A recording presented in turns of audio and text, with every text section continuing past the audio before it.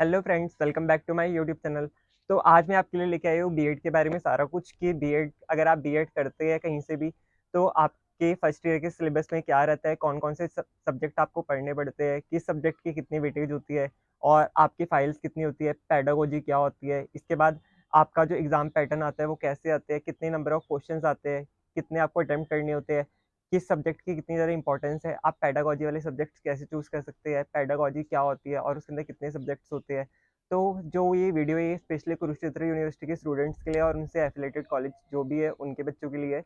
तो इस वीडियो में मैं आपके लिए कवर करूँगा पूरा का पूरा सेमेस्टर 1 और सेमेस्टर 2 का सिलेबस, जो आपका थ्योरी एग्जाम्स होगी, जो आपके इंटरनल्स होगी, जो आपके पेडागोजी सब्जेक्ट होगी, टोटल जितने भी सब्जेक्ट्स हैं उसके बारे में आज इस वीडियो में मैं आपके लिए लेके आया हूँ।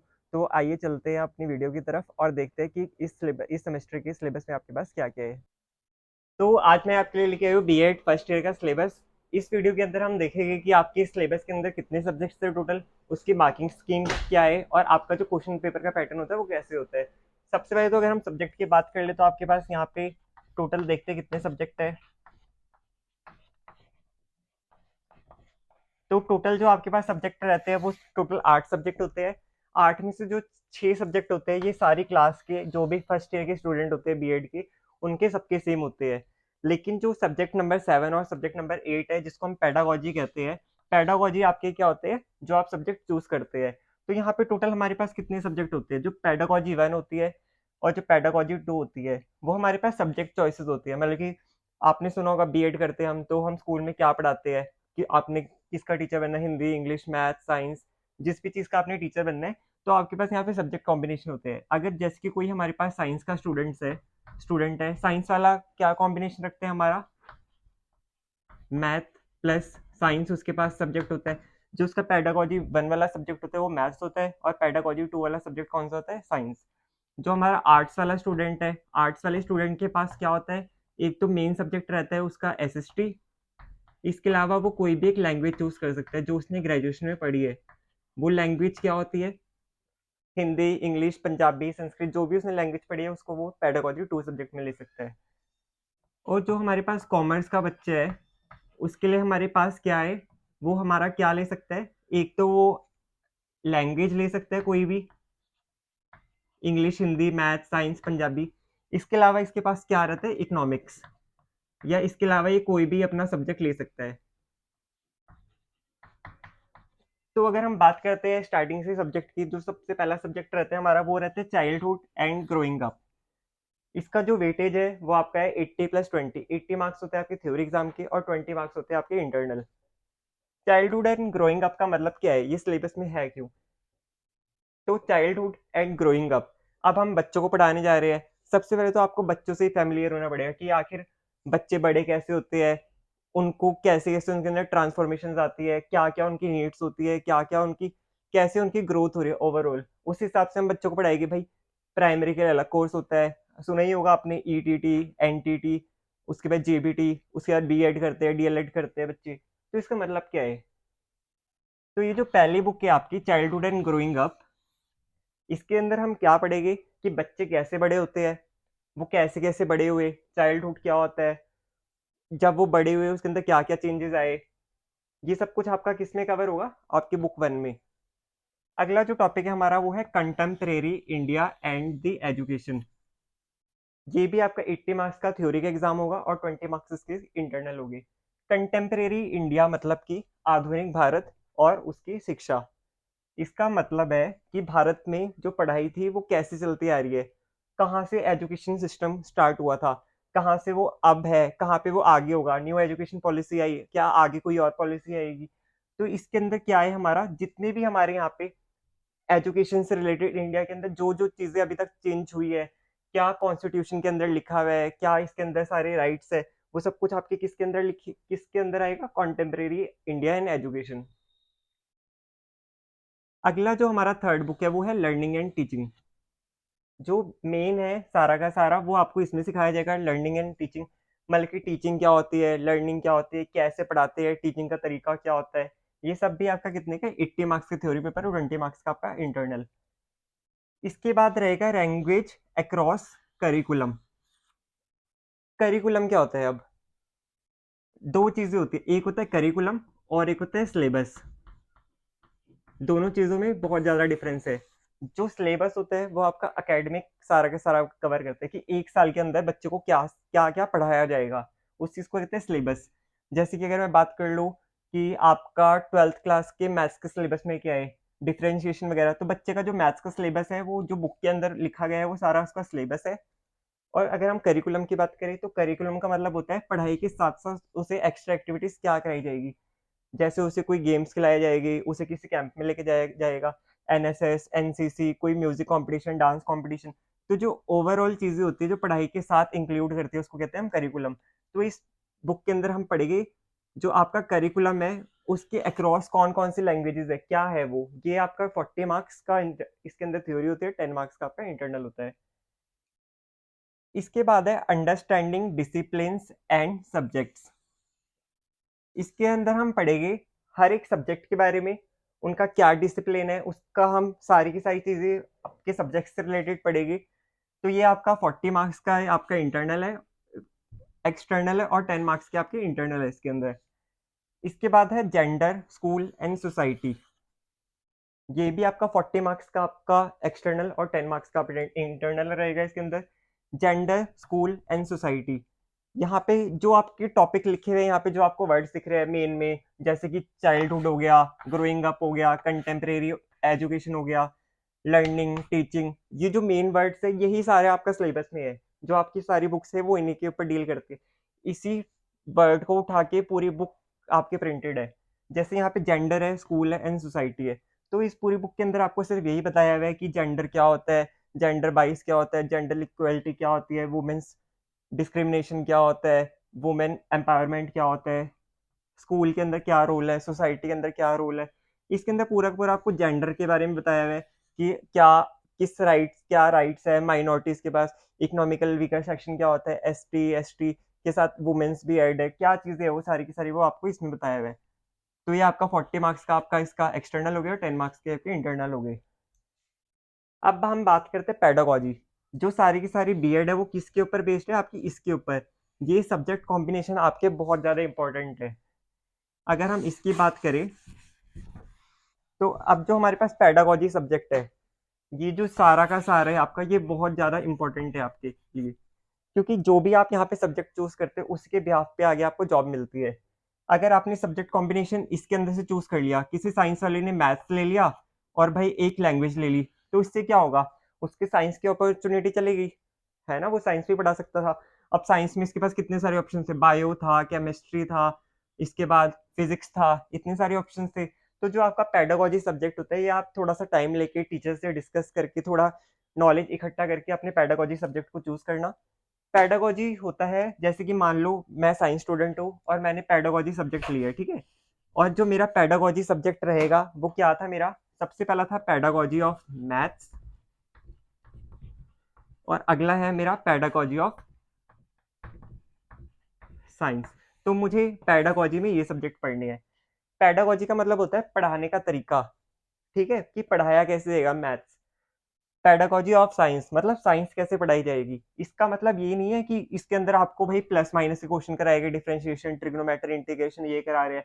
साइंस में आपको सब कुछ पढ़ा रहे हैं कि भाई न्यूटन्स का लॉ क्या था, सब कुछ क्या था। इसके अंदर ये सब नहीं है। इसके अंदर आपको पढ़ाया जाएगा कि मैथ्स पढ़ाते कैसे है, साइंस पढ़ाते कैसे। अगर आप साइंस की क्लास में जा रहे हो तो आपको कैसे डिमोन्स्ट्रेट करना है चीज़ों को, मैथ्स की क्लास में जा रहे हो कैसे आपको इंटरलिंक करना है चीज़ों को, कैसे आपने पढ़ाना है।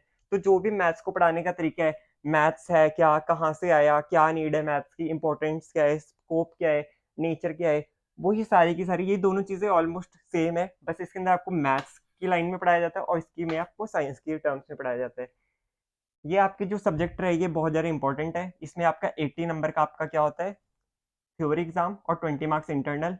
और पेडागोजी 2 में भी आपका 80 मार्क्स का इंटरनल होता है और 20 मार्क्स की आपकी क्या होती है, 80 मार्क्स का एक्सटर्नल और 20 मार्क्स की आपकी इंटरनल्स होती है। तो ये था आपका अब तक का सिलेबस। इसके बाद हम देखते हैं आगे इसके अंदर प्रैक्टिकल सब्जेक्ट क्या रहते हैं। वैसे तो बीएड के अंदर आपके सेकेंड ईयर से आपके प्रैक्टिकल सब्जेक्ट स्टार्ट होते हैं। फर्स्ट ईयर में आपके पास 1 मंथ की टीचिंग प्रैक्टिस होती है।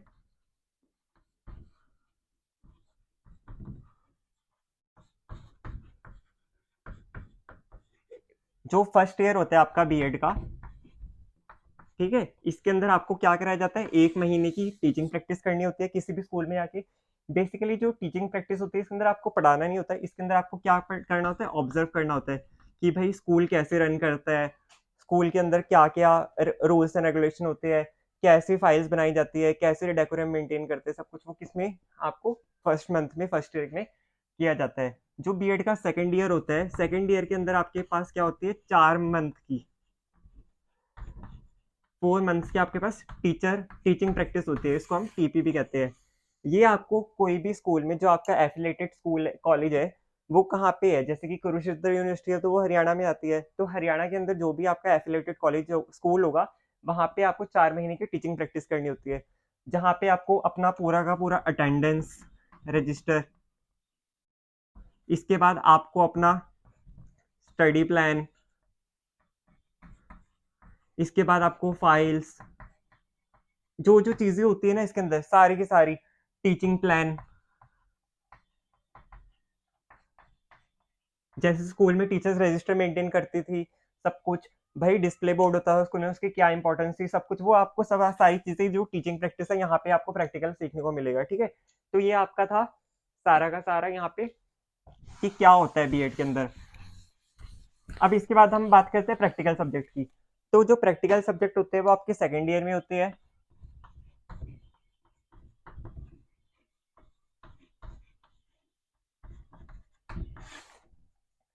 प्रैक्टिकल सब्जेक्ट क्या है आपके, बेसिकली जो इसके अंदर आता है आपके पास आईसीटी आता है, information and communication technology.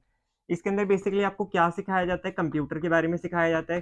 Computer के अंदर भी क्या, जैसे कि क्या क्या काम देते हैं टीचर को, जाओ क्वेश्चन पेपर बना के लेके आओ, जाओ बच्चों को पीपीटी से पढ़ाओ, बच्चों को असाइनमेंट्स दो ऑनलाइन, बच्चों की ऑनलाइन क्लासेस लो।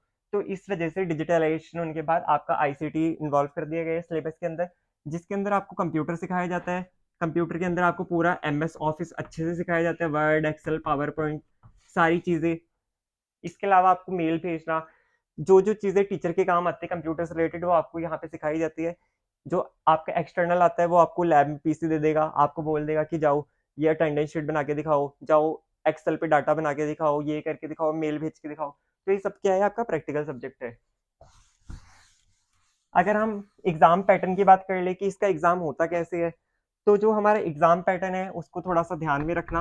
अब हम एग्जाम पैटर्न देखते हैं।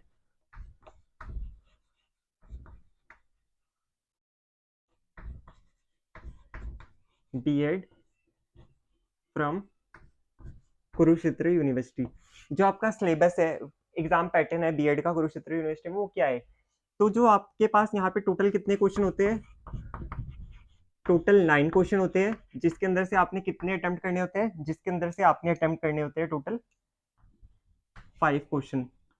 और जो क्वेश्चन 1 होता है, क्वेश्चन 1 के आपका क्या होता है, ये कंपलसरी होता है, क्वेश्चन 1 आपने करना ही होता है।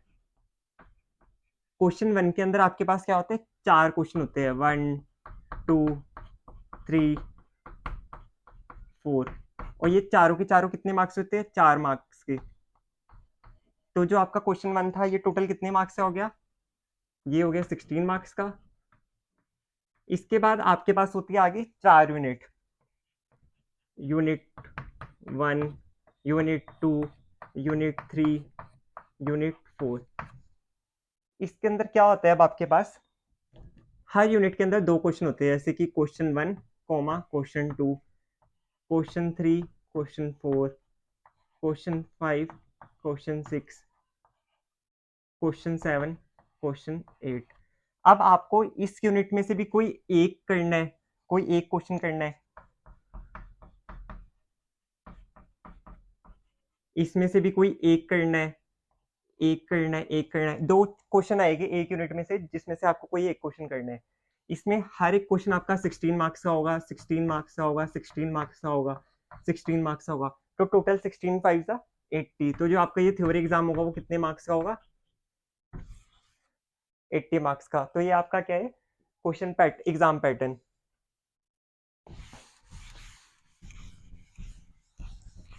इसके बाद हम बात करते हैं कि जो आपका आंसर राइटिंग होता है, आंसर राइटिंग को कैसे अटेम्प्ट करते हैं।